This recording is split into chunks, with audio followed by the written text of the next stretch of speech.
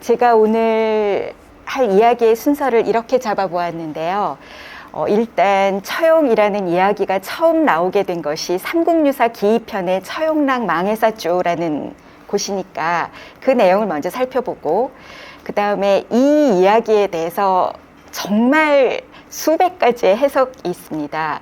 그 해석 가운데 주요한 것들을 몇 가지 소개를 해드리고요.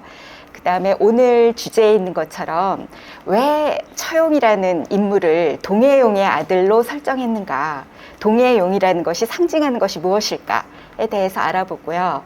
그 다음에 마지막으로는 이 처용의 이야기가 아주 오래전 신라에 있었던 이야기일 뿐만 아니라 놀랍게도 고려와 조선을 거쳐서 지금 현재까지도 그 유산이 국립국악원에 남아 있고요. 그 다음에 그 소재는 현재에도 다양하게 여러 가지 문학이나 콘텐츠로 제작되고 있어서요. 그 후대의 다양한 처용 전승에 대해서도 알아보고자 합니다.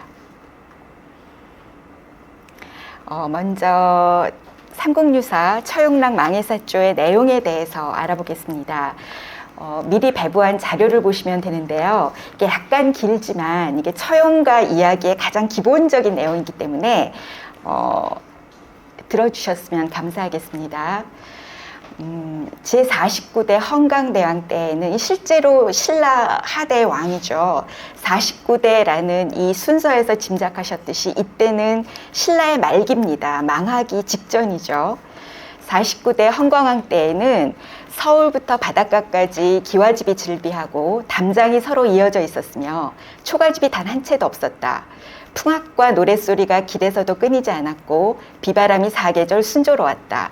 이 얘기는 나라가 굉장히 잘 살았다는 얘기예요. 나라가 잘 살고 그만큼 왕이 나라를 잘 다스렸다는 얘기도 됩니다. 근데 어느 날 왕이 개운포, 이거는 신라 때의 지명이고 지금으로 따지자면 울산 지방이죠. 개운포에 놀러 갔다가 돌아오려고 하던 참이었다. 그래서 물가에서 쉬고 있는데 갑자기 구름과 안개가 자욱하게 끼어서 길을 잃어버렸다. 이상하게 여겨서 주변 신하들에게 물었더니 천문을 담당한 관리가, 우리가 지금은 어떤 이상한 일이 있으면 과학적 지식에 의존해서 문제를 해결하려고 하지만 신라 당시에는 이상한 일이 생기면 하늘과 별을 읽는 사람한테 그 이유를 물어봤죠. 그랬더니 관리가 말하기를 이것은 동해용의 조하다. 마땅히 좋은 일을 해서 풀어야 합니다. 라고 말했죠. 그래서 나중에 왜 하필 용일까라는 이야기를 하면서 다시 말씀을 드리겠지만, 용은 언제나 비와 구름을 주관하고 비도 오게 하고 구름의 조화를 일으키는 그런 존재로 알려져 있죠. 여기서도 마찬가지입니다. 그래서 신하에게 명해서 동해용을 위해서 근처에 절을 지어주도록 하였다. 그렇게 명을 내리자마자 구름이 걷히고 안개가 흩어져서 그래서 이름을 개운포라고 한 것이다. 그러니까 구름이 걷혔다는 뜻이죠. 동해용이 기뻐하면서 곧 7 아들을 데리고 왕의 수레 앞에 나타나서 덕을 찬미하며 춤을 추고 음악을 연주했다. 그리고 그 7 아들 중에 아들 하나가 왕을 따라 서울에 들어와서 왕의 정치를 보좌해 주었으니 그 사람이 바로 처용이에요. 왕은 이 용의 아들인 처용을 붙잡아 두기 위해서 아름다운 여자를 아내로 삼아주고 그 다음에 급간이라는 벼슬도 내렸어요. 처용의 아내는 너무 아름다워서 역신, 이게 마마신이죠. 천연두를 일으키는 신. 그러니까 지금이야 다 우리가 천연두를 두려워하는 사람은 없는데 과거의 천연두는 굉장히 무서운 병이죠. 이 천연두를 걸리게 하는 그 마마신이 그 처용의 아내를 흠모해서 사람으로 변해서 밤중에 처용의 집으로 가서 몰래 그 아내와 동침하였어요. 처용이 밖에서 집으로 돌아와 보니까 잠자리에 2 사람이 누워있는 것을 알게 되었고, 그걸 보고 화를 내거나 노하지 않고 노래를 부르며 춤을 추다가 물러났다고 하죠. 그 노래가 이렇습니다. 많이 들어보셨을 거예요. 서라벌 밝은 달밤에 밤늦도록 눈일다가 들어와 자리를 보니 다리가 4시구나. 둘은 내 것인데 둘은 네 것인가. 본디 내 것이지만 빼앗겼으니 어찌하리요. 이게 일반인들은 관심의 초점이 다리가 4시라는 겁니다. 그런데 이 노래는 두 부분으로 나뉘어질 수가 있는데요. 내가 밤늦도록 논일다가 와보니까 다리가 두 개여야 하는데 넷이다. 이거는 상황 파악이고요.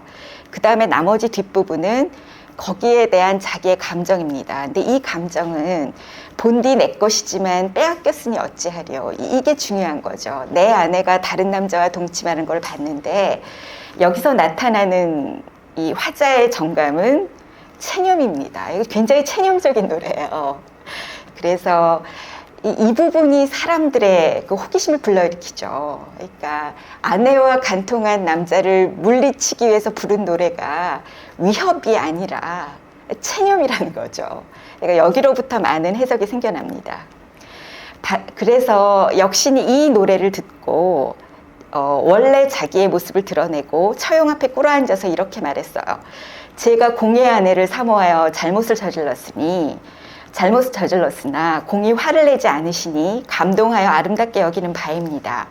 맹세컨대 지금 이후로 공의 모습을 그린 그림만 보아도 그 문에 들어가지 않겠습니다. 그래서 이 사건으로 인해서 나라 사람들이 문에 처용의 모습을 그려 붙여서 이 마마신을 비롯한 나쁜 귀신을 물리치고 경사스러운 일을 맞아들이게 되었다. 이게 벽사진경이라고 흔히 얘기하죠. 왕이 서울로 돌아온 뒤에 영취산 동쪽 경치 좋은 곳에 터를 잡고 약속한 대로 절을 지어준 거죠. 그 절 이름이 망해사요. 다른 이름으로 신방사라고도 하는데 이게 용을 위해서 지은 절이라는 거죠. 일반적으로 사람들한테 많이 알려진 처용의 이야기는 처용에 관련된 직접적인 이야기는 여기까지인데요. 이 이야기가 실려 있는 그 삼국유사 기이편의 처용랑 망해사조는 여기서 끝나지 않습니다. 그래서 뒷부분을 보시면 왕이 다른 곳에도 행차해요. 왕이 포석정에 행차했더니 이번에는 남산신이 나타나서 춤을 추었고요. 뒷장의 세 번째 줄을 보시면 또 왕이 금강령에 행차하니까 북악신이 나타나서 춤을 추고요. 그 아래 줄을 보시면 또 동래정이란 데에서 연회를 베풀 때는 지신이 나타나서 춤을 추었다. 그래서 처용 이야기를 중점적으로 보면 이 앞부분에서 이야기가 끝나지만 사실상 삼국유사의 그 어떤 편집 방식을 기준으로 해서 볼 때 이 이야기는 헌강왕이라는 사람이 어디 갈 때마다 뭔가 신이 나타나서 춤을 췄다는 얘기예요. 그래서 마지막 그 단락을 보시면 그 당시에 산신이 춤을 추면서 노래 불렀는데 지리다 도파 등의 말을 한 것은 대체로 지혜로 나라를 다스리는 사람들이 미리 알고 많이 도망갔으므로 도읍이 장차 파괴될 것이다 라고 말한 것이다. 이것은 곧 지신과 산신이 나라가 망할 줄 미리 알았기 때문에 춤으로 경고를 한 것이다. 하지만 나라 사람들은 이 뜻을 깨닫지 못하고 상서로운 징조가 나타났다고 여겨서 더욱더 환락에 빠져들었다. 그래서 결국 나라가 망하고 말았다. 그래서 초창기에 처용을 연구할 때는 처용에 관련된 이야기를 처용이 등장하는 요 앞부분만 가지고 연구를 했는데 점차 연구가 진행되면서 처용이 나타난 부분뿐만 아니라 처용랑 망해사라는 전체적인 이야기를 보면 사실 처용의 이야기도 왕이 계웅포에 등장했더니 용신이 나타나서 춤을 췄다. 그다음에 포석정에 갔더니 금강경에 갔더니 동래전에 갔더니 각각 다른 신이 나타나서 춤을 추었다. 근데 이 모든 신들의 춤은 다 나라가 망할 것을 경고한 것이었고 나라 사람들은 그 뜻을 알지 못했기 때문에 결국 나라가 망했다. 그래서 아까 말씀드린 것처럼 이 처용랑 망해사조라는 이야기의 제일 처음 시작이 헌강왕 때 나라가 굉장히 잘 살고 잘 다스려져서 서울부터 바닷가까지 기와집이 즐비하고 뭐 초가집이 단 한 채도 없었고 풍악과 노랫소리가 길에서도 끊이질 않았고 자연까지도 순조로웠는데 결국 나라는 망했다. 그러니까 나라가 망하게 된 어떤 징조와 결과, 이것을 나타낸 이야기다. 이렇게 보는 게 요즘의 해석 방식인 것 같습니다. 옛날에는 처용 이야기에만 초점을 두었는데 말이죠. 자, 이제 이것을 바탕으로 이야기를 진행해 볼게요. 이 처용 이야기에 대한 해석은 엄청나게 다양하고 연구자마다 조금씩 다른 설명을 내놓고 있는데요. 그 가장 큰 이야기는 지금 막 읽으신 것처럼 이 이야기 자체가 단순하지 않아요. 막 처용만 등장하는 것이 아니라 뭐 여러 가지 다른 신들도 등장하고, 신들이 나타나서 춤과 노래를 추는가 하면 그 다음에 절을 짓게 된 어떤 계기에 대한 이야기도 나오고 등등, 이야기 자체가 워낙 포함하고 있는 것이 많기 때문에 이 이야기를 해석하는 방법도 다양한 것이 아닌가, 이렇게 볼 수 있어요. 그래서 지금 처용설화에 대해서 아주 대표적인 그 해석들을 지금 보여드렸는데, 이게 어쨌든 마마신을 물리쳤으니까 이게 마마신을 물리치는 주술적 얘기다, 아니면은 처용이라는 사람이 아내의 간통을 보고도 노하지 않고 체념하면서 춤추면서 물러났다, 이거는 불교적 깨달음이다, 뭐 이런 해석도 있고, 이게 헌강왕이라는 나라 때 실제로 삼국사기를 보면 굉장히 어지러운 상황이었거든요. 그건 신라 말 어지러운 역사적인 상황과 어떻게 나라가 망하게 되었는지를 보여주는 얘기다. 또 다른 한편으로는 여기서는 그냥 처용의 그림을 문 앞에다 붙이면 역신이 자기는 안 들어가겠다 해서 그림으로 나와 있지만, 이게 나중에는 가면이 된단 말이에요. 그러니까 신라 때 유행하던 어떤 가면 춤의 계기를 나타낸 그런 얘기가 아니냐, 뭐 이런 식의 다양한 해석이 있고요. 그러니까 처용의 이야기를 이렇게 다양하게 해석하다 보니까 처용이란 이 인물의 정체가 뭐냐에 대해서도 그 이야기의 해석의 다양한 만큼 다양한 거죠. 그래서 신라시대 때 여러분 다 알다시피 화랑제도가 있었으니까 그래도 화랑이 한 사람이었을 거다. 아니다, 병을 고치는 무당, 남자 무당이다. 동해용의 아들이라고 그랬으니까 처용도 용이다. 아니면 역사적으로 봤을 때 신라시대 때 왕만큼 세력을 가지고 있었던 그 지방, 그 울산 지방의 호족을 나타내는 것이 아니냐, 뭐 이런 얘기들이 있어요. 이 이야기는 제가 뒤에서 조금 더 자세히 해드릴게요. 그래서 처용설화에 대한 해석을 보면 뭐 이 밖에 또 많은데 그 대표적인 게 이렇게 하나, 둘, 셋, 넷, 5가지예요. 일단 역사적인 연구 방법으로 보는 거죠. 그러니까 삼국유사는 삼국사기처럼 어떤 정식의 역사가 아니라 역사에는 어떤 이유에서건 차마 쓸 수 없었던 이야기들을 모아서 책으로 만든 거거든요. 그러니까 이게 이야기 자체가 아니라 뭔가 역사적으로 있었던 실제적인 사건들을 뭔가 이야기로 만들어서, 그래서 그 이야기를 통해서 우의적으로 뭔가 의미를 나타내려고 한 것이 아니냐, 이렇게 보는 거죠. 그래서 역사적 관점에서 보면 가장 중요하게 보는 게 이 시대적인 배경, 즉 헌강왕대라는 거죠. 그래서 처용이란 사람은 아마 신라 말 그 헌강왕 때 울산 지방의 그 귀족의 아들이었을 것이다. 우리가 보통 호족이라고 그러죠.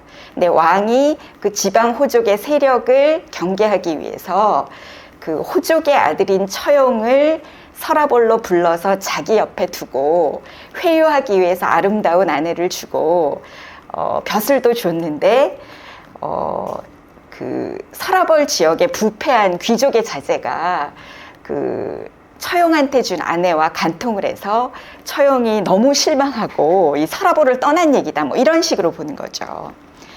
그리고 역사적 관점에서 재미있는 해석 중에 하나가, 이 헌강왕 때가 신라 말인데 신라 말만 해도 울산은 이미 국제적인 무역항이었다고 하거든요. 이거 역사적으로 다 증명이 됐어요. 그래서 처용은 아마 이미 국제항이었던 울산을 통해서 입국한 이슬람 상인이었을 것이다. 그러니까 이게 처음 이런 견해가 나타났을 때는 사람들이 다 말도 안 된다고 안 믿었는데, 최근에 어떤 국제사 같은 것을 연구하는 그 선생님들에 의해서 일리가 있다고 밝혀졌어요. 그리고 나중에 제가 보여드리겠지만 처용의 가면을 보면 얼굴은 대추빛, 그러니까 거의 흑인에 가까운 검은색이고, 그 다음에 턱은 길고 눈이 크거든요. 우리가 흔히 보는 아랍 지역 사람 얼굴이랑 굉장히 비슷합니다. 그러니까 일리가 있다고 보는 거죠. 그다음에 민속적 관점에서는 아무래도 처용이 그 마마신, 마마를 천연두를 걸리게 하는 그 무서운 신을 물리쳤다는데 그 초점을 두는 거죠. 그래서 처용을 무당, 남자 무당으로 보는 거예요. 그래서 처용이 춤추고 노래한 거는 무당이 늘 그렇듯이 질병을 쫓기 위해서 하는 어떤 무속 제의였을 것이다. 그리고 처용처의 간통은 우리가 뭔가를 물리치려고 할 때 위협을 해서 겁을 나게 한 다음에 쫓아버리는 방법도 있지만, 무속에서는 나쁜 것, 그 다음에 무서운 것을 물리치는 또 하나의 방법이 잘 대접하는 거거든요. 그러니까 처용처의 간통은 역신을 잘 대접해서 보냈다는 것을 어떤 우의적으로 표현한 것이 아니겠느냐, 이렇게 보는 거죠. 또 이야기로 봤을 때 그 마마신을 물리치는 실제적인 기능을 한 거는 처용의 얼굴, 즉 처용의 화상이었기 때문에 이 어떤 처용의 화상이 신라시대 때부터 유행을 했고, 이 이야기는 그러니까 역신을 물리치는 그 큰 힘을 발휘하는 처용의 얼굴이 어떻게 그렇게 큰 힘을 발휘하게 되었는지 유래를 밝히는 것이다, 뭐 이렇게 보기도 하고요. 또 그 동해용을 중심으로 얘기하자면 처용은 동해용을 몸신으로 하는 강신무다, 뭐 이런 식으로 해석하기도 해요. 그래서 동해용이라고 하는 거는 뒤에 말씀을 드리겠지만, 이거는 신라시대 때 널리 퍼져 있었던 용을 신으로 섬기면서 어떤 바람과 비, 구름이 잠잠해지기를 바라는 그런 신앙의 어떤 발현이 아니겠느냐, 이렇게 보는 거죠. 그 다음에 불교적 관점에서는 여러분 잘 알다시피 신라가 불교 사회였다는 점을 감안을 해서 그 동해용이라고 하는 거는 나라를 지키고, 그 다음에 불교를 수호하는, 이거는 이제 전문 용어로 호국호불이라고 하는데, 호국호불 혹은 호국호법 이렇게 얘기하는데, 그러니까 나라를 지키고 불교를 수호하는 어떤 신을 말하고, 처용은 그러한 신의 아들로 그가 춤추고 노래했다고 하는 거는 불교를 포교하는, 불교를 널리 퍼뜨리고자 하는 그런 방법이 아니겠느냐. 그다음에 역신과 간통한, 이런 관점에서 봤을 때 역신과 간통한 처용의 처는 이 방황하는 일반 중생 모두를 상징하는 거다, 이렇게 보는 거죠. 그 다음에 이런 모든 역사적, 민속적, 불교적 관점이 아니라 아주 순수하게 문학적으로 보는 그런 관점도 있는데, 순수하게 문학적으로 봤을 때 중요한 거는 처용과 처용 아내와 역신, 이 세 사람의 삼각관계죠. 그러니까 이 삼각관계에서 좌절하고 어떤 고통을 맛봤던 그 처용의 인간적인 고뇌, 초점을 맞추는 그런 연구 방법도 있어요. 네. 그 다음에 연극 또는 민속예술 측면, 이게 민속하고 관련이 있지만 약간 다르기도 한데, 이거는 처용이 춤추고 노래했다는 것이 신라시대 때 만들어진 어떤 가면극의 기원이 아니겠느냐, 뭐 이런 식으로 보는 거죠. 이렇게 다양합니다. 이것 말고도 굉장히 많은데, 그래도 널리 알려지고 뭔가 그럴듯하다라고 생각되는 그런 연구 방법들은 이런 정도고요. 이 중에 몇 가지를 섞어가지고 설명하는 그런 방법도 있어요.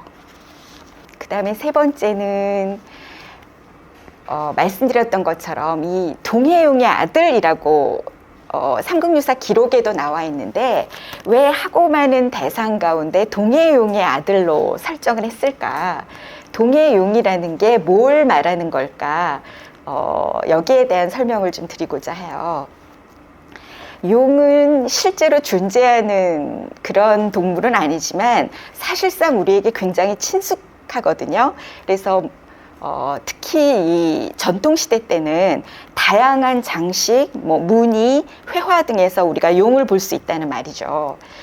네, 가장 널리 알려진 용의 모습은, 우리가 지금 알고 있는 용의 모습은 그 명나라 때 쓰여진 본초 강목이라는 책에 잘 나타나 있는데, 이게 여러 가지 동물을 조금씩 따다가 만든 것 같다는 거죠. 그래서 뿔은 사슴이고, 뭐 머리는 낙타고, 눈은 토끼고, 목은 뱀이고, 배는 대합이고, 비늘은 물고기고, 발톱은 매고, 발바닥은 호랑이고, 귀는 소와 닮았다. 뭐 이런 식으로.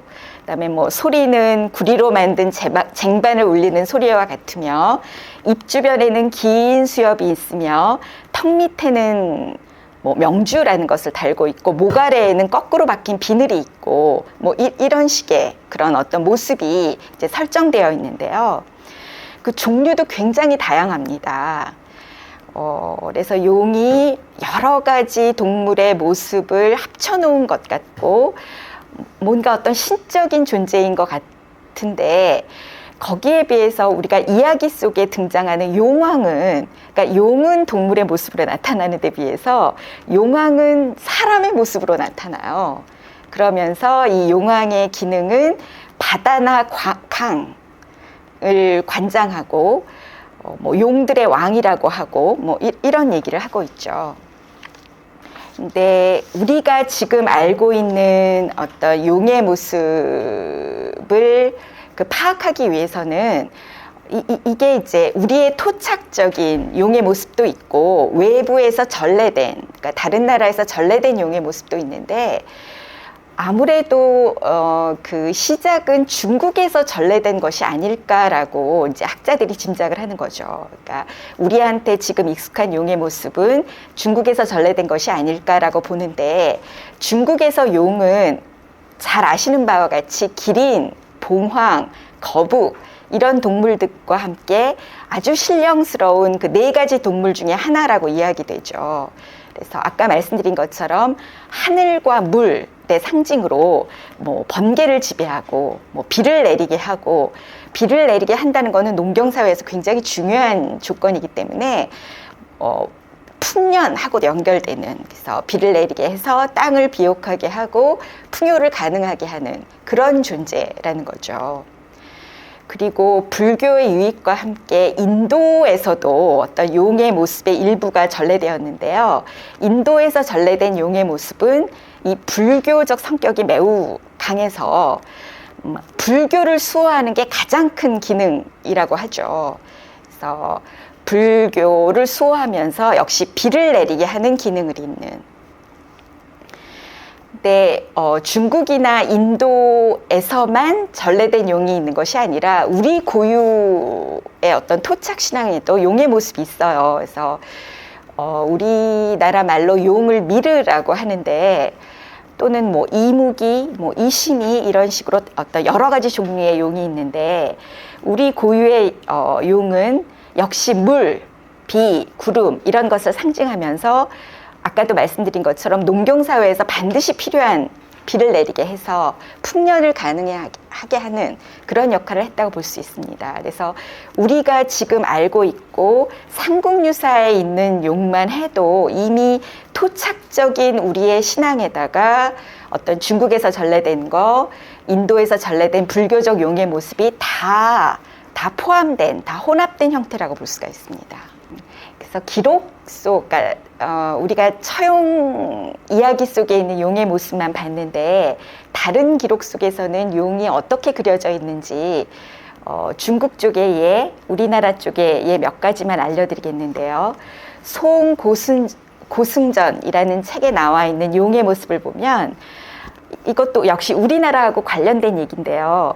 신라 왕후가 그 몹쓸 병을 앓고 있었는데, 그 당대 의술로서는 그 도저히 못 고친다라는 판정을 받았다고 하죠. 그래서 당나라에 사신을 보내서 새로운 의술을 배우게 했더니 사신이 배를 타고 가다가 바다 한가운데에 이르렀다는 거죠. 그때 한 노인이 나타나서 그를 이끌고 용궁에 들어갔는데, 화려한 궁전 가운데 살고 있던 용왕이 금강산매경을 주면서 소를 지어서 강설하면 왕후의 병이 나을 것이다. 그래서 그대로 하니 왕후의 병이 나았다. 뭐 이런 얘기. 그다음에 삼국유사 속에서 용은 굉장히 다양하게 나타나는데요.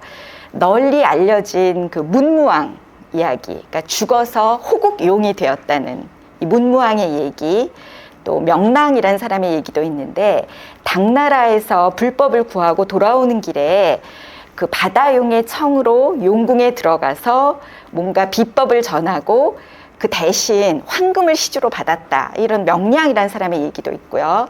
또 보양이라는 사람의 이야기를 들어보면 중국에서 역시 불법을 구하고 돌아오는 길에 서해 용왕의 청으로 용궁에 들어가서 불법을 염송해주고 용왕의 아들을 데려와서 뭐 운문사를 창건했다, 뭐 이런 얘기. 그 다음에 이것 외에도 해모수가 탄 수레를 끌고 하늘에서 내려온 용, 뭐 탈의 배를 호위한 용, 백제무왕을 낳은, 지령이라고도 하는데 용의 일종으로 볼 수 있거든요. 백제무왕을 낳은 뭐 지룡, 김유신의 만파식적을 전해준 동해용, 이렇게 여러 가지 용의 얘기가 있습니다.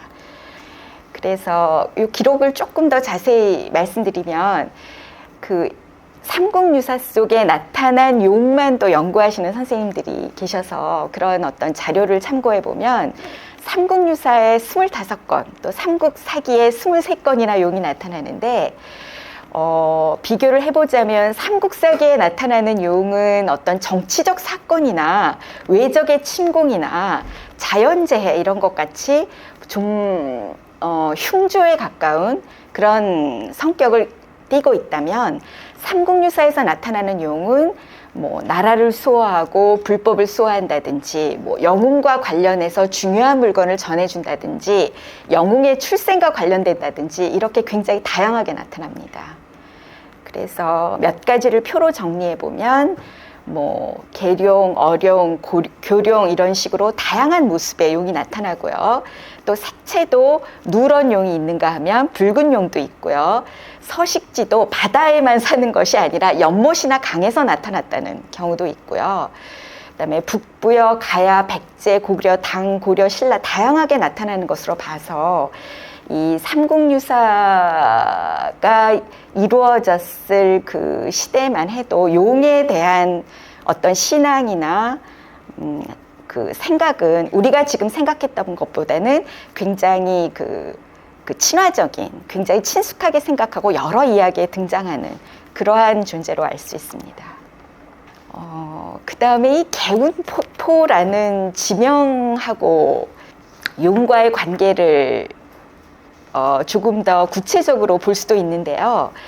이 개운포라는 지명하고 관련해서 동해용의 아들, 처용이 동해용의 아들이라는 것을 이렇게 연결짓는 그런 연구를 보면, 그러니까 헌강왕이 그 삼국유사 기록에 보면 그냥 개운포에 놀러 갔다고 되어 있거든요. 근데 왕이 그렇게 이렇게 단순히 놀러 갔겠느냐? 헌강왕이 개운포에 간 것은 단순히 놀러 간 게 아니라 이게 뭔가 불교를 위해서 종교적 목적의 어떤 행사가 있었든지, 아니면 풍년을 빌기 위한 어떤 제사를 지내기 위해서였든지, 아니면 울산은 그 지역적으로 군사적인 요충지였기 때문에 어떤 호국을 기원하기 위해서 갔든지, 어떤 그런 좀 더 본격적인 목적이 있었지 않겠느냐라고 보고요.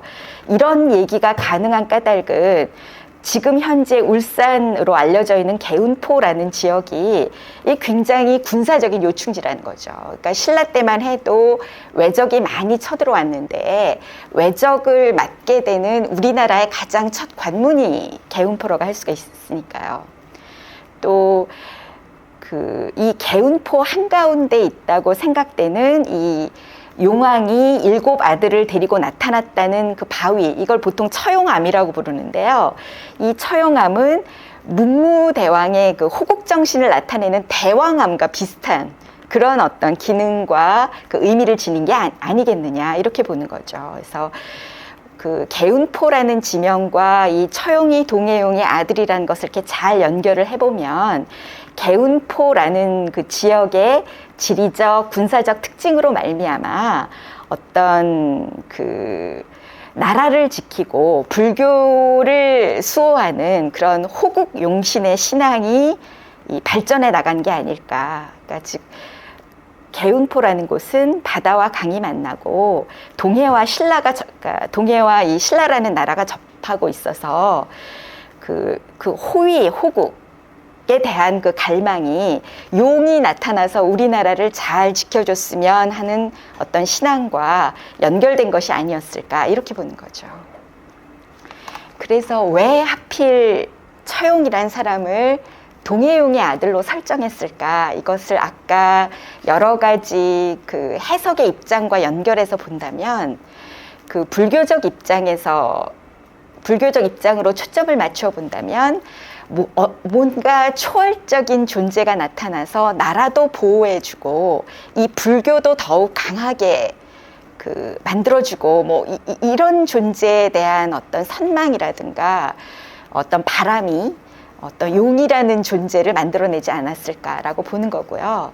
또 민속에서는 그러니까 그 당시에 그 천연두를 물리칠 수 있는 능력이라는 거 굉장하거든요. 걸리면 바로 죽으니까. 그러니까 이 천연두라는 무시무시한 병을 물리칠 수 있는 능력을 가졌다는 것이 어떤 용의 아들이라는 초월적 존재로 연결되지 않았을까 보는 거고, 또 문학적인 측면에서 보면 아내의 부정을 바로 눈앞에서 보고도 춤을 추면서 물러나서 체념할 수 있다는, 이게 보통 관용의 정신이라고 이야기를 하는데, 이런 것들은 보통 사람이 가질 수가 없는 특성이기 때문에 이게 어떤 용의 아들이라는 것과 연결된 것이 아니겠느냐.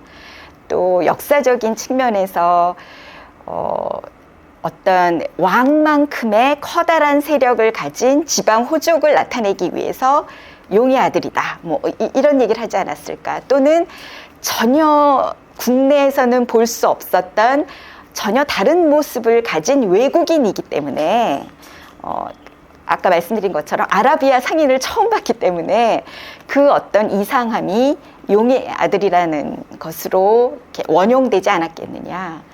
또 방금 말씀드린 개운포라는 요 지역이랑 관련시켜 본다면, 개운포의 지리적 군사적 중요성을 나타내고 그곳을 더 잘 지키고 싶은 마음이 용의 아들이라는 것과 연결되지 않았을까라는 거죠. 그래서 이 모든 어떤 해석으로 하든지 간에 용의 아들이라고 이야기한 공통분모는 뭔가 인간을 벗어났다는 거죠. 보통 사람으로서 할 수 없는 어떤 힘과 능력을 가졌다는 것이죠. 이 처용의 이야기가 단순히 아주 오래전 신라 때의 이야기일 뿐만 아니라 고려, 조선을 통해서 계속 전승되어 내려왔고요. 하나의 모티브로서 현대에서 다양한 소재로 활용되고 있다는 것을 말씀드리고자 합니다. 여러분 나눠드린 자료를 보면 그 고려 처용가라는 게 나와 있는데, 이 처용가라고 하면 흔히 삼국유사에 실려 있는 신라향가 처용가만 생각하기가 쉬운데, 처용가라는 이름을 가진 노래가 신라향가 처용가만 있는 게 아닙니다. 네, 그래서 고려 처용가, 신라향가 처용가뿐만 아니라 고려 처용가도 있거든요. 그래서 자료에서 보시는 것처럼 일단 길이로 보아도 신라향가 처용가는 8줄인데 고려 처용가는 이렇게 깁니다. 그런데 재미있는 것은 고려 처용가의 내용을 보시면 제가 일부러 단락을 나눠놨는데요.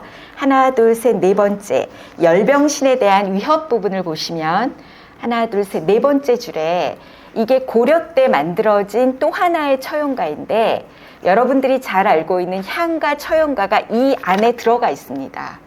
그래서 이 부분을 보면 이게 처용이라는 것의 가장 큰 기능은 마마신을 물리치는 거죠. 그러니까 역병을 물리치는 건데, 그 역병을 일으키게 하는 이 열병신, 마마신을 위협하고 물리치기 위해서 이런 얘기를 해요. 벗지야, 오야사, 농리야, 빨리 나와서 내 신코를 메어라. 만약에 매지 않으니까 그러니까 내 명령을 잘 들어라, 이런 얘기예요. 내 명령을 잘 들어라. 잘 듣지 않으면 내가 너한테 무서운 말을 내릴 거다라고 하는 그 무서운 말의 내용이 그 신라향가 처용가의 일부분이에요. 그래서 동경, 서라벌 다 같은 말이죠. 밝은 달 아래 밤새도록 눈일다가 들어와 자리를 보니 다리가 넷이구나. 아, 둘은 내 것인데 둘은 네 것이뇨. 이렇게 고려 처용가에 신라향가 처용가의 일부가 들어가 있는데, 재미있는 거는 신라향가 처용가의 8줄 가운데 뒤에 2줄이 빠져 있어요. 근데 이 빠져있는 뒤에 두 줄이 아까도 말씀드린 것처럼 이 시적 화자인 처용의 체념을 나타내는 부분이거든요. 아, 원래 내 것이었지만 빼앗김을 어떻게 하겠느냐. 이 마지막 두 줄이 빠짐으로써 이 위협의 의미는 더 커지는 거죠. 체념이 없으니까, 명령만 있으니까. 그래서 이 고려 처용가는 신라향가 처용가와는 다르게 이거는 누가 봐도 무가입니다. 그러니까 열병신을 물리치고자 하는 위협의 내용에 초점이 맞추어져 있어서요. 원래 무가, 그러니까 굿에서 어떤 나쁜 것을 물리치려고 하는 성격을 지닌 노래의 특징이 신을 부르고 신을 찬양하고 그 신한테 원하는 것을 그 신이 우리한테 해줄 수 있는 것, 신한테 원하는 것을 말하고 신한테 감사하고 뭐 이런 내용으로 되어 있는데요. 그 내용과 굉장히 비슷해요. 그 하나가 말씀드린 그 열병신에 대한 위협. 그러니까 처용이라는 사람의 입을 빌어서 이 나쁜 병을 일으키게 하는 열병신을 확 물리쳐버리는 거죠.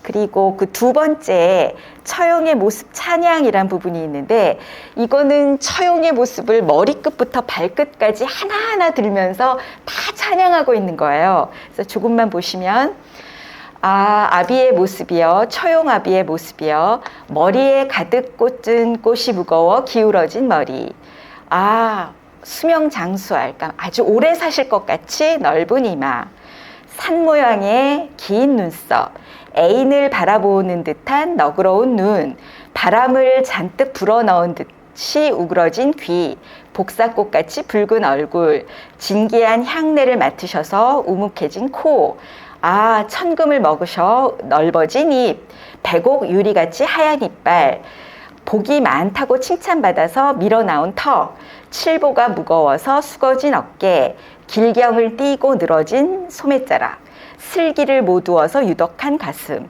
복과 지혜가 다 풍족해서 불룩한 배, 붉은 띠가 무거워서 굽은 허리, 태평성대를 같이 즐겨서 길어진 다리, 계면주에 맞춰서 도는 넓은 발, 이렇게 머리끝부터 발끝까지 다 찬양을 한 다음에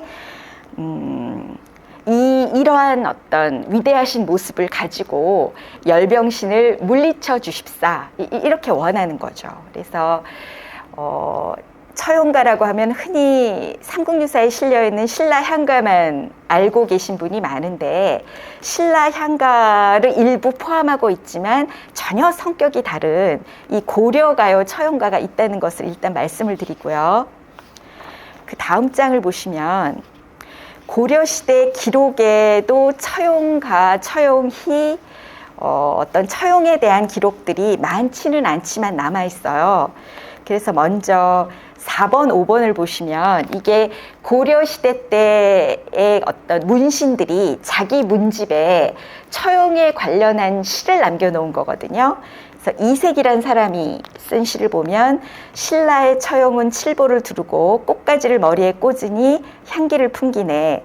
머리를 숙여 긴 소매로 태평성대를 춤추고 붉게 빛나는 뺨이 마치 술에 취해 깨지 않는 듯. 그러니까 지금 고려 처용가라는 데서 본 모습과 유사하죠. 그다음에 여러분 고등학교 때 송인이란 시를 배우셨을지 모르겠는데 그 송인이란 유명한 시를 쓴 이승인이란 사람도 자기가 11월 17일 밤에 신라 처용가를 들었다. 그래서 신라 처용가를 들은 어떤 소감을 들은 시를 남겨놓고 있어요.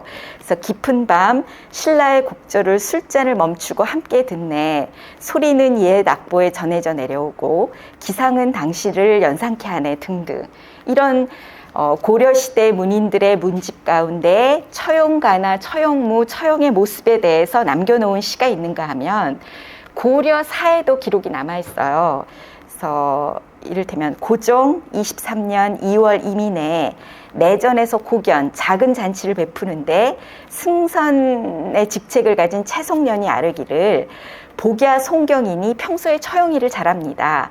하니 경인이 취한 김에 일어나서 자키하는데 조금 더 부끄러운 빛이 없었다. 뭐 이런 식으로 1번, 2번, 3번이 다 고려사의 기록에 남아있는 처용을 가지고 놀았다는 얘기거든요. 근데 4번, 5번의 문인들의 시에서 보면 어떤 정식의 처용가, 정식의 처용무가 이미 있었던 것 같고 1번, 2번, 3번은 그 정식의 처용가나 정식의 처용무를 술자리에서 약간 재미삼아 변형시킨 그런 식의 처용희가 또 별도로 존재하던 것이 아닌가 이렇게 볼 수 있는 거죠. 고려뿐만 아니라 놀랍게도 조선시대에도 이 처용가, 처용무 여러 가지 처용에 대한 기록이 많이 남아 있어요. 그래서 제일 먼저 볼 수 있는 게 제가 그 자료에서 쓴 것처럼 세종실록에 처용정제라는 말이 나오거든요. 정제라는 것은 글자 그대로의 뜻으로 하자면 여러 가지 재주를 바친다는 건데 이게 글자 그대로의 뜻이 아니라 용어로서 따지자면 궁중에서 이루어진 음악과 무용과 노래를 합한 종합예술의 이름이 정제예요. 근데 그 정제의 종류가 굉장히 많은데 특히 세종시대 때는 박연이라는 천재적인 음악가의 도움을 받아서 세종이 여러 가지 다양한 정제들을 많이 만들었어요. 그래서 아마 정확하고 자세한 기록은 알 수 없지만 세종시대 때 박연이 다양한 음악을 작곡하고 다양한 정제를 만들면서 고려시대 때부터 내려오던 처용이라는 것도 궁중의 어떤 공연으로서 형식을 갖추어서 만든 것이 아닐까 이렇게 짐작하는 거죠. 그 다음에 재미있는 것이 성종대에 만들어진 악학괴범이라는 매우 유명한 책이 있는데 이 책은 악서예요.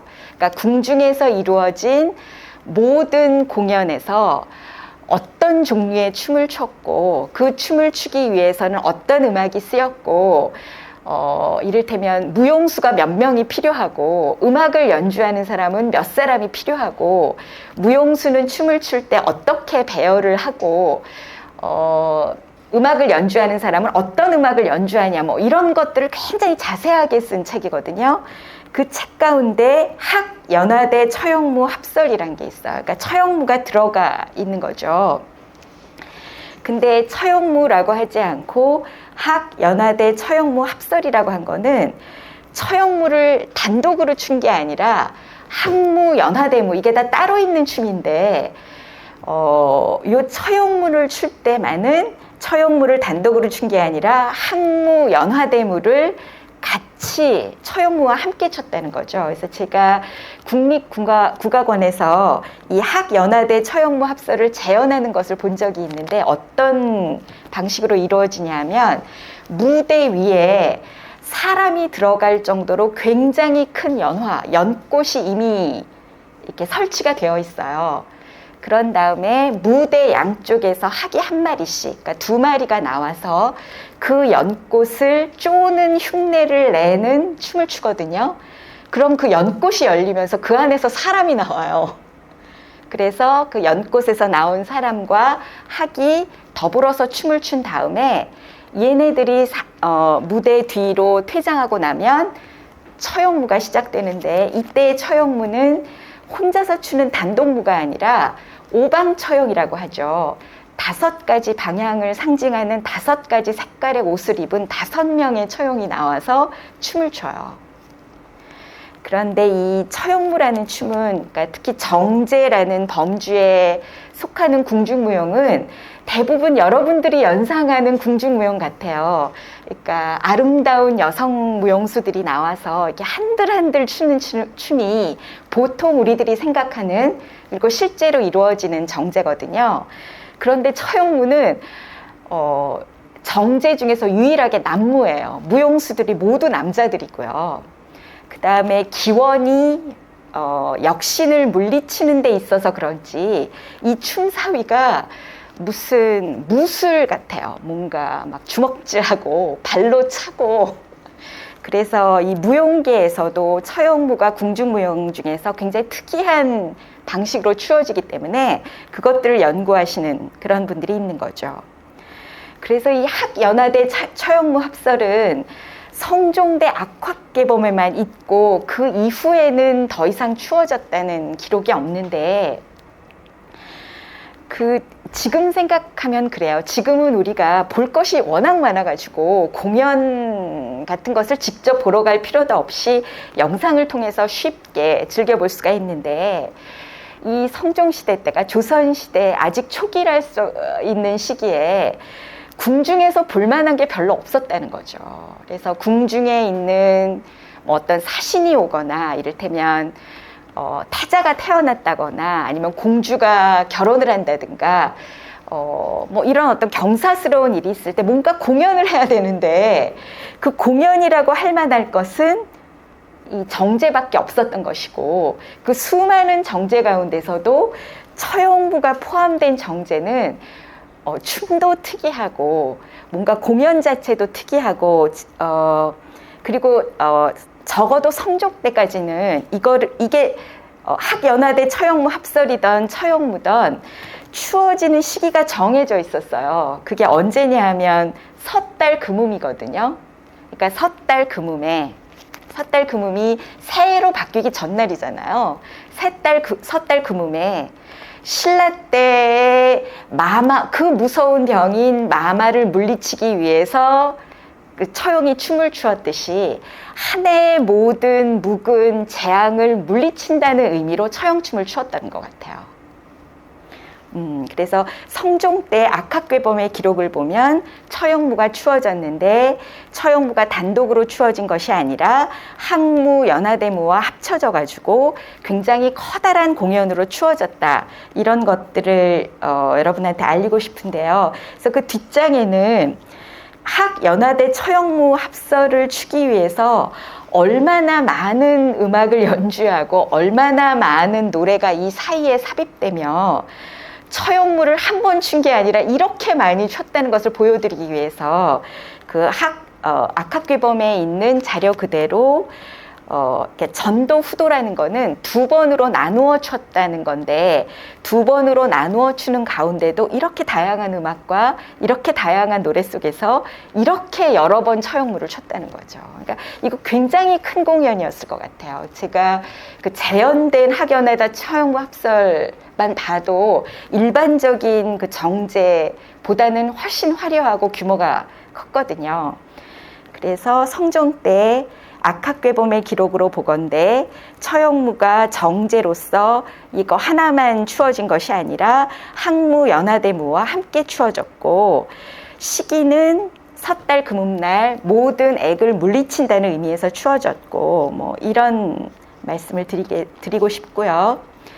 그 다음에 연산군과 중종대까지도 처용무에 대한 기록이 계속되는데, 특히 연산군이 처용무를 매우 좋아해가지고, 이 성종 때 악학괴범에 따르면 처용무는 섣달 금음날 1년에 딱 한 번만 추어야 되는데, 연산이 이 처용무를 너무 좋아해가지고 시도 때도 없이 그 무용수들을 불러다가 처용무를 추게 해가지고, 이 처용무를 출 때 쓰는 가면이 다 낡아서 새로 만들어야 됩니다, 뭐 이런 상소가 올라가고. 그래서 연산군이 처용무를 좋아했어요.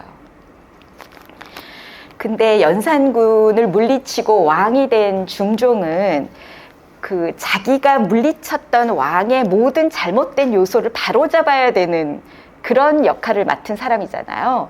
그래서 중종 때는 약간 처용무가 위축돼요. 그래서 신하들이 상소를 올려가지고 처용무 이거 없애야 된다, 이런 상소를 많이 올리는데, 그때도 이제 기록들을 살펴보면, 그러니까 이전 왕이 황음함에 못 이겨서 처용무를 지나치게 좋아했던 것은 인정하지만, 그래도 새말 섣달 금음날 그 한 해의 모든 묵은 액을 물리치기 위해서 추는 처용춤은 의미가 있는 것이니 없앨 수 없다. 그래서 이 중종대에도 살아남아요. 오히려 이 처용가무에 있어서 위기는 이 임진왜란, 병자호란, 이 전쟁이거든요. 전쟁으로 국가가 피폐하고 악공들이나 기녀들이 죽거나 다 도망가고 없기 때문에 그 공연을 할 사람이 없어서 이 처용무뿐만이 아니라 다른 정제들도 많이 축소가 되죠.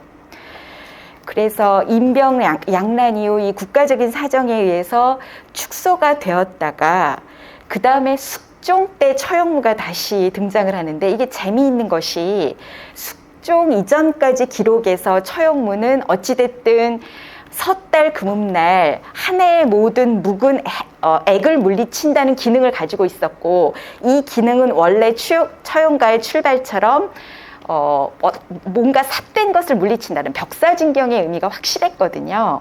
근데 숙종 때의 기록을 보면 진연이라는 것은 그냥 국가에서 이루어지는 잔치예요. 잔치에 등장하는데 숙종 때 기록에서 처형무를 많이 발견할 수 있는데 그 어떤 경우에도 처형무는 제일 마지막에 추어져요. 그래서 제가 여쭙고 싶은데 김재희 선생님 계신가요? 네. 노래방 자주 가시나요? 네, 맨날 가요. 네. 노래방에 가서 1분 남았다. 그럼 제일 마지막에 뭐 부르세요? 제일 좋아하는 노래. 뭐냐고 물어봐도 될까요?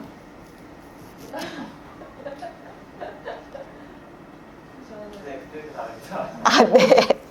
그러니까 뭔가 마지막 노래는 지금도 뭔가 의미 있는 노래를 부르지 않나요? 지금 말씀하신 것처럼 제일 좋아하는 노래를 부르거나 저는 80년대 학번이기 때문에 1분 남았다 그러면 모두 숙연한 채 아침 이슬을 부릅니다. 그래서 제가 학생들한테 물어보면 학생들은 많이 부르는 게 목적이기 때문에 1분 남으면 뭐 메들리를 부른다 뭐 이런 얘기를 해요. 근데 그런 식으로 생각해 보면 이게 숙종 때 처형무가 이게 섣달 금음에만 불렸던 것이 잔치가 열릴 때마다 불렸다는 것도 신기한데 잔치가 열릴 때마다 불린 게 사실이긴 한데 제일 마지막에 불려요. 그래서 제일 마지막에 부르는 노래를 파연곡, 그러니까 잔치를 파하는 노래. 제일 마지막에 부르는 춤을 파연무, 잔치가 끝날 때 끝날 때 추는 춤, 이렇게 우리가 얘기하거든요. 그래서 처형무가 잔치에서 불리긴 하되 파연곡으로 불렸다는 거는 그래도 뭔가 이 잔치를 매듭지면서 뭔가 숙연함을 한 번 더 살리는 그런 의미가 있는 것이 아닐까 이렇게 생각하는 거죠. 네. 그 후에도 처형무에 대한 기록은 고종까지 있어요. 그 실록에 다 남아 있어요. 그런 다음에도 고종 이후 우리나라가 일제 강점기로 들어가면서도 이 국립국악원을 통해서 여전히 남아 있죠. 그래서 지금은 문화재로 지정되어 있습니다. 그러니까 그렇게 생명력이 길어요. 그리고 우리가 그냥 일반적으로 생각할 때 조선시대는 유교의 나라잖아요. 그러니까 불교적인 모든 것을 국초에 다 없앴을 것이다. 이렇게 생각하는데 그렇지가 않아요. 그러니까 나라를 세우고 나라를 새롭게 세운 사람들 지연정 젊은 시절을 고려시대에서 보냈기 때문에 그 고려의 것을 완전히 물리치기는 어려웠고요. 그 다음에 음악이라는 것은 단숨에 없애고 단숨에 만들 수는 없는 것 같아요. 그래서 조선초에 살아남아서 그것이 조선초뿐만이 아니라 뭔가 벽사진경의 의미를 계속 유지하면서 조선이 망할 때까지 남아있고 우리가 지금까지 볼 수 있다는 것은 처형무가 가진 굉장한 힘을 보여주는 거죠. 그 다음에 놀이로도 남아있어요. 그래서 처형놀이라는 게 있는데 이건 뭐냐 하면 남녀의 나이가 그 불교에서 얘기하는 나후직성이라는 때에 들면 추영이라는 걸 만드는데 이게 어떤 지프로 만든 인형의 이름이거든요. 이 추영을 사투리로 처형이라고 한다는 거죠. 지프로 인형을 만들어서 머리에 동전을 넣고 보름날 전날 초저녁에 길에다 버려서 액을 막는다. 그래서 이때가 되면 아이들이 문 밖으로 몰려와서 이 처용, 재웅을 내달라고 한다. 그래서 얻으면 머리를 헤쳐서 동전을 꺼내고 인형은 길에다가 내동댕이 친다. 이런 민속놀이가 있다는 거예요. 거기에도 남아있고 고려시대 때 기록에서도 보신 것처럼 문집에 조선시대 많은 문인들의 개인 문집에 처용 관련 한시가 남아있어요. 그래서 이렇게 한시가 남아있다는 거는 처형무, 처형가가 조선시대를 걸쳐서 면면이 지속되고 있다는 이런 어떤 증거로 볼 수 있다는 거죠. 이거는 제가 몇 가지 그림을 보여드리려고 가져왔는데 이게 악학괴범에 있는 처형의 가면, 그다음에 악학괴범에 있는 오방처형들이 처형물을 출 때 어떻게 배열하는가에 대한 그림이에요. 그러니까 이 악학괴범이라는 책은 굉장히 자세하게 어떤 공연이 이루어지면 뭐 몇 명이 등장해서 어떻게 배열을 하고 뭐 음악은 뭘 연주하고 이런 게 아주 상세하게 적혀져 있는, 그래서 우리가 이 성종시대 때 실제로 이루어진 처형무가 어떻게 이루어졌는지를 눈으로 확인할 수 있는 그런 기록이라는 거죠. 그 다음에 이거는 제가 처형 가면을 보여드리려고 한 건데, 이게 지금 막 보신 것처럼 악학괴범에 그려져 있는 처형 가면이에요. 그다음에 두 번째가 지금 국립국악원을 통해서 남아서 전해지는 처형의 가면이에요. 이 얼굴은 정말 이슬람 상인이라고 해도 믿을만 하죠. 아랍 사람 얼굴 같아요. 이 나머지 두 개는 지금 국립국악원에서 문화재로서 처형무가 남아있지만 지금은 지방자치가 활성화돼 가지고 지방문화재로서 처형축제 같은 것을 많이 하는 것으로 알고 있거든요. 그래서 지방에서 지역축제를 할 때 처형 가면은 이렇게 무서우면 지역축제로서의 어떤 기능을 제대로 하지 못하기 때문에 지역축제에서의 처형 가면은 약간 이렇게 부드러워지고 약간 희화화된 그런 측면이 있습니다. 지금 포스터에도 이 처형 관련된 이 잔치의 그림을 반영해 주셔서 제가 아주 반가워했는데, 특히 조선시대 후기로 가면 이 중앙에서 열린 잔치뿐만 아니라 지방에서 열린 잔치에서도 이렇게 처형춤을 춘 그림이 남아 있어요. 이 다 처형이거든요. 자, 5명의 처형, 여기도 5명의 처형. 그래서 뭔가 그 숙종 이후에는 처형 가무가 어떤 벽사진경의 의미가 약화되고 그냥 하나의 볼거리로서 남아 있었기 때문에 잔치에서 그냥 공연됐을 뿐만 아니라 단순히 궁중에서 정제로만 공연된 것이 아니라 이렇게 지방의 어떤 잔치에서도 사람을 구할 수만 있으면 어떤 공연이 되었던 것이 아닌가, 이렇게 볼 수 있습니다. 그 다음에 재미있는 거는 지금 현대에 이루어진 시, 소설, 드라마, 뭐 연극, 심지어는 만화에 이르기까지 처형이라는 것의 모티브를 가져다가 작품화한 것도 굉장히 많아요. 그래서 현대 시는 여러분 잘 아는 김춘수와 서정주로부터 그 이후에도 굉장히 많습니다. 또 현대 소설은 유명한 김소진, 윤대영인데 이인성 등의 작가도 있지만 역시 이 이외에도 굉장히 많고요. 처형 모티브를 가져다가 시, 소설을 쓴 작품만 가지고 연구하신 분도 있어요. 또 뭐 희곡, 연극으로 만들어지기도 하고 드라마로도 만들어지기도 하는데, 제가 마지막 발견한 드라마로는 그 OCN에서 2014년에 귀신을 보는 형사 처형이라는 드라마가 만들어졌고요. 그 다음에 유시진이라는 작가가 지금은 활동을 안 하는 것으로 알고 있는데, 만이라는 제목의 처형 설화를 본격적으로 다룬 만화를 시리즈로 제작한 적이 있어요. 그래서 이것도 잠깐 보여드리면, 이게 그 드라마로 만들어진, OCN에서 드라마로 만들어진 처형이라는, 뭐 귀신을 보는 형사 처형이라는 드라마의 포스터고요. 이게 말씀드린 유시진이라는 작가가 그 만화로 만든 처형설화, 이 만이라는, 이 장난이 아니에요.